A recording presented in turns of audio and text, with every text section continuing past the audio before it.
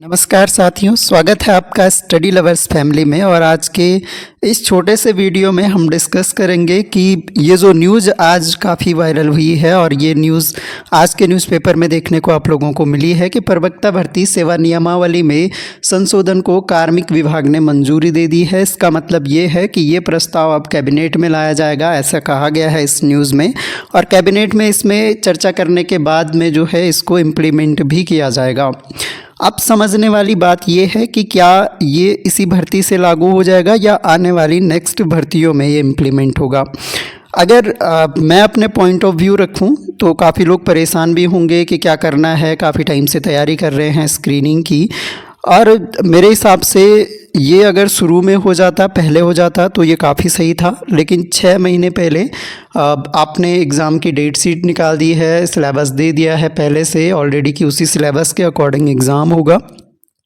तो यहाँ पर क्या है कि काफ़ी नुकसान जो है एस्पिरेंट्स का हो सकता है, क्योंकि काफ़ी टाइम से लोग मेहनत कर रहे हैं, स्क्रीनिंग की तैयारी भी कर रहे हैं। तो एक तो ये है कि अगर नियमों के अकॉर्डिंग चलें तो भर्ती के बाद जो नोटिफिकेशन जारी हो चुका है, अब बीच भर्ती में उसके नियमावली में चेंज नहीं हो सकता है। ये नियमावली चेंज अगर होगी तो वैसे टाइम लगता है, कैबिनेट में आएगा प्रस्ताव, उसमें कितना टाइम लगता है, चर्चा परिचर्चा के बाद इम्प्लीमेंटेशन में कितना टाइम लगता है, तो ये देखने वाला होगा। और गवर्नमेंट की क्या इच्छा है, क्या वो इसी भर्ती से इसे इम्प्लीमेंट करना चाह रही है या नहीं।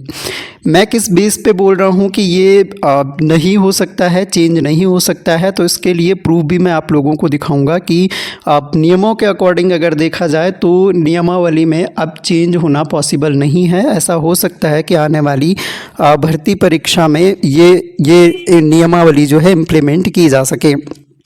लेकिन ये है कि अब कैबिनेट में आएगा मामला, वहाँ पर क्या चर्चा होती है वो देखने की बात होगी। और कायदे से अगर देखा जाए तो लेक्चरर की जो भर्ती है सब्जेक्टिव बेस ही होनी चाहिए। स्क्रीनिंग का जो क्योंकि पिछली बार हुआ था उसी नियमावली के अकॉर्डिंग ये हो रहा है एग्ज़ाम, तो ये मुझे जहाँ तक लगता है कि ये जो भर्ती है, ये वाली भर्ती, तो मैक्सिमम चांसेस आपके हैं कि स्क्रीनिंग एग्ज़ाम इसका होगा। और ये मैं किस बेस पे बोल रहा हूँ, एक वर्डिक्ट पिछले महीने सुप्रीम कोर्ट का आया था कि बीच में नहीं बदले जा सकते हैं सरकारी भर्ती के नियम, ये आप लोग देख सकते हैं।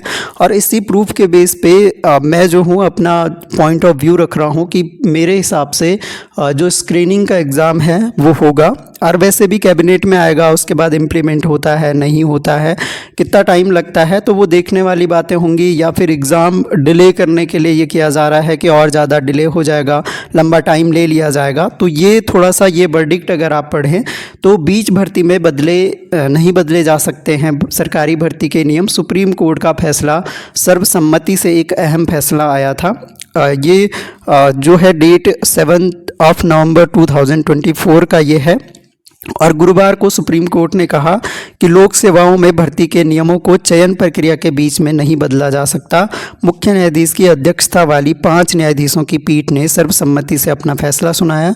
सुप्रीम कोर्ट इस विषय पर सुनवाई कर रहा था, क्या भर्ती प्रक्रिया के दौरान भर्ती नियमों को बदला जा सकता है या नहीं। तो ये एक अहम फैसला है और इस फैसले के हिसाब से अगर देखें तो बहुत मुश्किल है कि ये नियमावली जो संशोधित की जा रही है वो इस भर्ती में इम्प्लीमेंट हो पाए। लेकिन अगर गवर्नमेंट की इच्छा हो तो हो भी सकता है, लेकिन पॉसिबिलिटी कम है क्योंकि काफ़ी टाइम लग जाएगा, कैबिनेट में आएगा मामला। दूसरा ये है कि अगर ऐसा होता है तो ये जो वर्डिक्ट है ये फॉलो नहीं हो पाएगा। और ये फॉलो होना ज़रूरी होता है क्योंकि सुप्रीम कोर्ट का फैसला है और इसे माना जाएगा मेरे हिसाब से तो। और जहाँ तक इसी बेस पे मैं बोल रहा हूँ कि स्क्रीनिंग का एग्ज़ाम जो है वो होगा। और मुझे लगता है कि आप लोगों को फ़िलहाल तो जब तक क्लैरिटी नहीं आती है तब तक फोकस करते रहना है अपना, जो भी आप प्रिपेयर कर रहे हैं स्क्रीनिंग के लिए तो वो करते रहिए, क्योंकि मेहनत आपकी कहीं बेकार नहीं जाएगी, वो काम ही आएगा। आपको नॉलेज वैसे भी होना चाहिए, लगभग हर विषय का नॉलेज, और एक शिक्षक को तो हर सब्जेक्ट का ज्ञान होना ही चाहिए। तो वो आपका पढ़ने से कोई नुकसान नहीं है, इतना मैं बता दे रहा हूँ। लेकिन अगर सपोज़ बहुत जल्दी इसमें अगर कुछ ऐसा इम्प्लीमेंटेशन भी हो सकता है तो उसके लिए भी मेंटली तौर पे प्रिपेयर ज़रूर रहना है, लेकिन साथ में जो है तैयारी नहीं छोड़नी है। सपोज़ आप जो हैं ढीले पड़ गए, आपने स्क्रीनिंग की तैयारी भी छोड़ दी, तो क्या होगा कि सपोज़ ये इम्प्लीमेंट नहीं हो पाता है तो वहाँ पर आपको बहुत ज़्यादा नुकसान देखने को मिल सकता है। तो मेरे हिसाब से अभी आपको क्या करना है, स्क्रीनिंग की तैयारी कर रहे हैं तो बी कंटिन्यू करते रहिए और अपनी तैयारी पर जोर देकर रखिए, और अगर कुछ दिनों में मामला क्लैरिटी आती है तो उस हिसाब से आप आगे की प्लानिंग अपनी कर सकते हैं। तो उम्मीद है वीडियो और इन्फॉर्मेशन आपके लिए हेल्पफुल रही होगी। Thanks a lot for listening. मिलते हैं नेक्स्ट वीडियो में, तब तक के लिए जय हिंद।